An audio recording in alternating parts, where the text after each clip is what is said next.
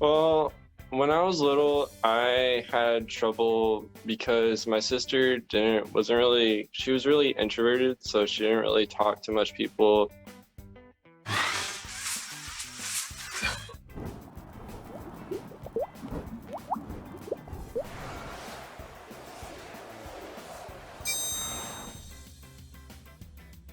Welcome back, y'all. We're here, part two, part one, depending on which one comes out first. You'll find out soon. I'm here with this amazing individual to this side, actually that side. Would you like to introduce yourself? Hi, my name's Colby Castleberry. I know. Right. You always need to have a certain amount of numbers to safely be in a good work environment. Kind of backtracking a little bit, what got you into the film industry? What inspired you to be where you are, where you want to be? Was it somewhere that you found out when you were little, or? Well, when I was little, I had trouble because my sister she was really introverted, so she didn't really talk to much people.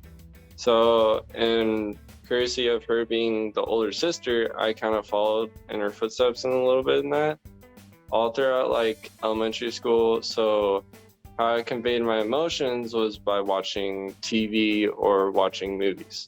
I learned a lot from a lot of movies, especially Disney movies growing up. And that kind of made me want to go into that pathway, but I didn't really figure out I wanted to be a filmmaker until I'd say like junior year, because I tried the healthcare because both of my parents are nurses, so I wanted to go into the healthcare industry. Then when I took a class that was tailored towards that, it didn't really go out so well.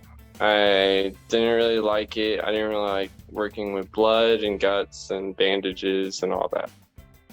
All the stuff as an EMT and a nurse would work with. That's funny. And you mentioned you took a nursing class. Is that where you met Sydney? I in conjunction with like the kind of like nursing as class I took was an EMT class is where I met Sydney. Well, I met her like in elementary, but that's where I met her in like high school. I got to actually have a class with her and talk with her more. Gotcha. So you got that small letter interaction. Yeah. Nice. That's cool. You said Disney. Was it a specific Disney movie, or was it just Disney in general that inspired you and motivated you? I mean, my favorite Disney movie was Lilo and Stitch, and that kind of like motivated me a little bit and kind of inspired some of my personality to where I'm more upbeat and more optimistic, where a lot of people aren't really that much upbeat and optimistic these days, unfortunately. But that kind of inspired some of my personality and kind of like the person I wanted to be. And really it brought my viewpoint on to where I needed to trust my family more, and it really taught me a lot of family values and self values I appreciate nowadays. Awesome. And so it sounds like this, especially the film industry, and especially with the Lilo and Stitch, it made you realize a lot of unique things, like such as family connections and stuff like that, right? Yeah. Nice. So would you say that, like, in the future, seeing yourself as a film director or working with film, do you aspire to make films to touch other people? Yeah, I want to create films that will make someone happy and someone that can really connect with a film, that will make them passionate about it, that will make them make it somewhat a distraction from a boring life.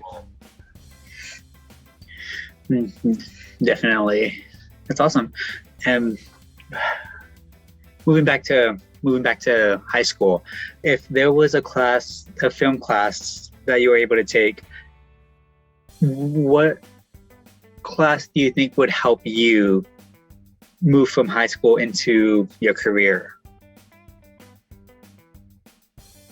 Probably knowing the basics of how a film is made, or more or less like something like a cinematography class that would like help you understand how exactly a film is shot and how a film is made, to where even like a writing class would be very beneficial.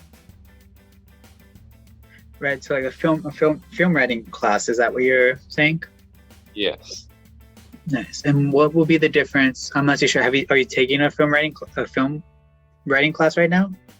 Not this year, but well, not this semester, but next semester I'm going to take like a cinematography, and there's going to be also a film directing class too that I'm going to take.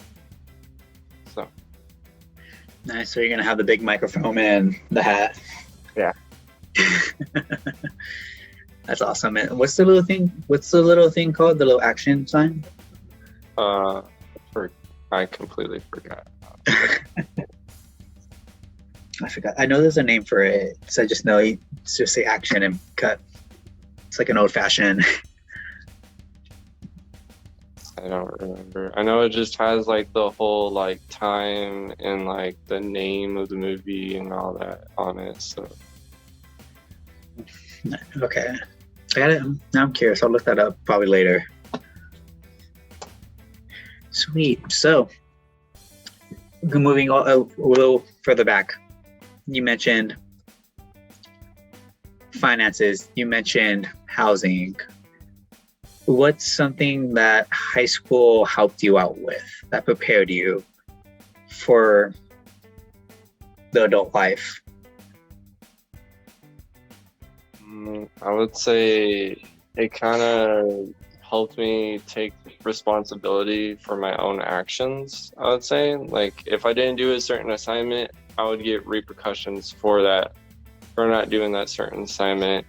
And even though there wasn't too many classes, I still had flexibility on what I wanted to do.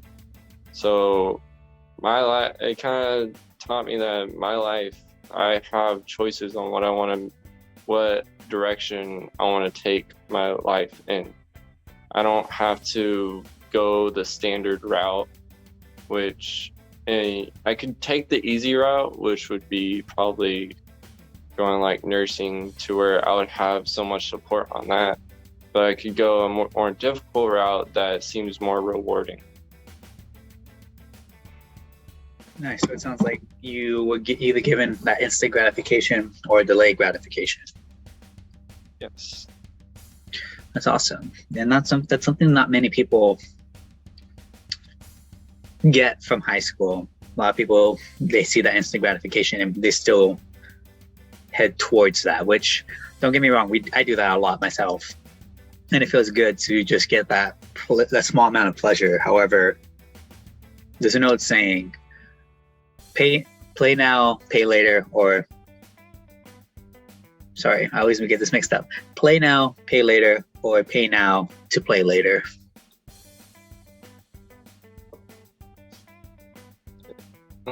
Yeah, it's a pretty true saying. I mean, I think of it as like, it's going to be more rewarding to work towards something that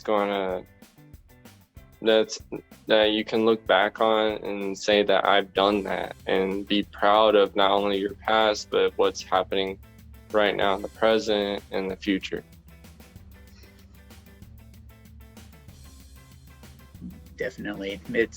We learn from our past. We are inspired for the future. So we got to focus on our present.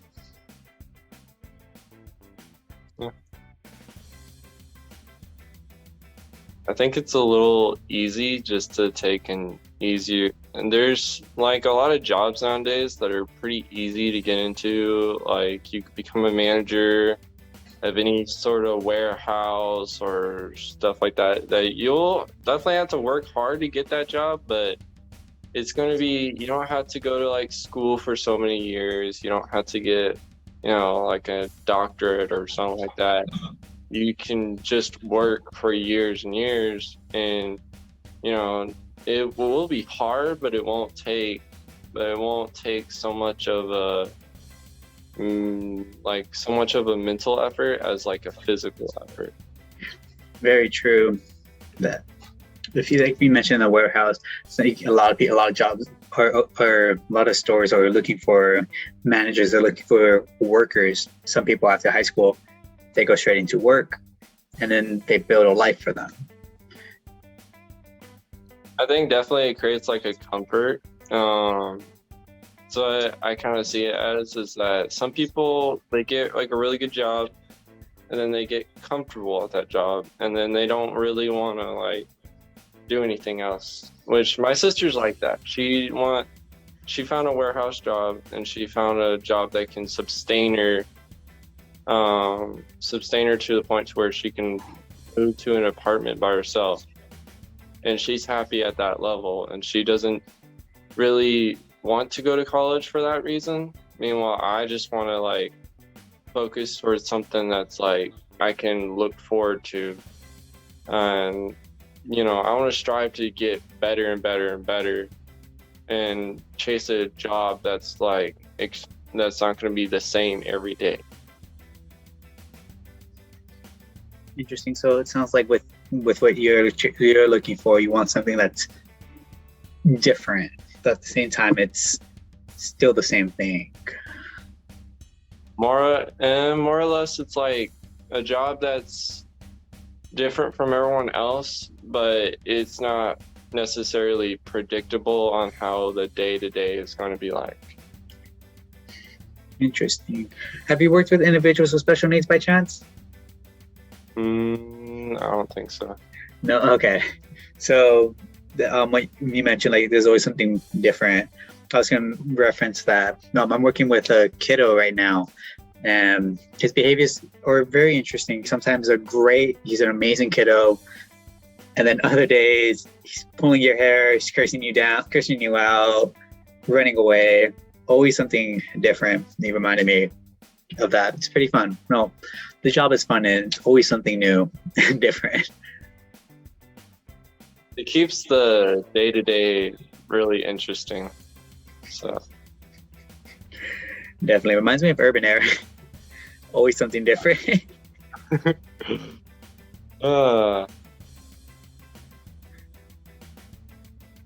Yeah, the job I have right now, which I work at Firehouse Subs now, which it's pretty different from like, there's so many tasks that you could do in one day. You don't really do just cash register or, make sandwiches. Sometimes you're prepping, sometimes you're doing lobby, stuff like that. It adds variety to what you're doing, besides just working at a warehouse where you're moving boxes from one location to the next.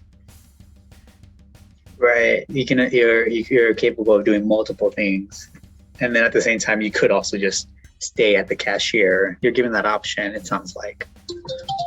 Yeah. Gotcha. How long have you been working at the Firehouse Sub? About 3 months now. It's because after Urban Era, I think I took like a little bit of a break just to focus on school. And then I was looking for jobs for about a month. And then one day I walked into Firehouse Subs while I was hanging out with my friends, and they offered me a job they offered me a job application, so I took it. Nice. So they sucked you right in. Sounds like. Yeah. Dang, that's how they do it. Awesome. With that being said, we should probably wrap up today's episode. Is there any final saying, anything you want to say about school? Good thing, bad things, something random? I mean, school, pretty much what I took away from it was that I took the experiences I had from school, not necessarily what I learned from school. I learned what people are like in society, and what to look for in good people and what to look for in bad people, what type of personalities I like and what type of personalities I dislike. You're able to be observant and see like, oh, which group of people to hang around with, which group of kids will get you in trouble. Sounds like. Yeah. Nice. That's definitely something good to have, and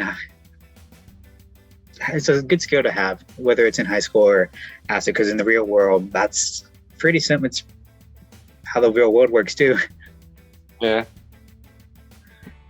It's pretty wild. With that being said, thank you guys for watching. Thank you, Kobe, for joining us. It was amazing to have you on as a film director. So definitely help us out with this episode.